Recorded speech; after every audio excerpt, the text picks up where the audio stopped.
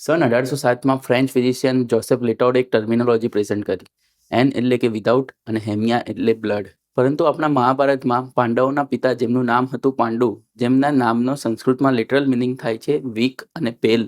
શું તમારા ઘરમાં કોઈ એવું વ્યક્તિ છે જે પહેલા આખો દિવસ કામ કરતા હતા, પરંતુ હવે 10 પગથિયાં ચડે તો પણ એમને થાક લાગે છે અને શ્વાસ ચડી જાય છે? એનિમિયાના કોમન કારણો હોય છે ન્યુટ્રિશનલ ડેફિશિયન્સી, એટલે કે શરીરમાં આયર્ન ઓછું હોવું કે B12ની કમી હોવી. પરંતુ કિડનીની બીમારી જે દર્દીઓને હોય તે પણ થાક અનુભવે છે, શ્વાસ ચડે છે અને એમને પણ પાલ્પિટેશન જેવું થતું રહેતું હોય છે. એનું કારણ એ છે કે CKDમાં પણ એનિમિયા ખૂબ જ કોમન છે. કારણ કે કિડનીનું કામ ખાલી લોહી સાફ કરવાનું અને યુરિન બનાવવાનું નથી. કિડનીમાં એક હોર્મોન બને છે જેનું નામ છે એરિથ્રોપોઇટીન, જે બોન મેરોમાં RBC એટલે કે રક્તકણો બનાવવામાં હેલ્પ કરે છે.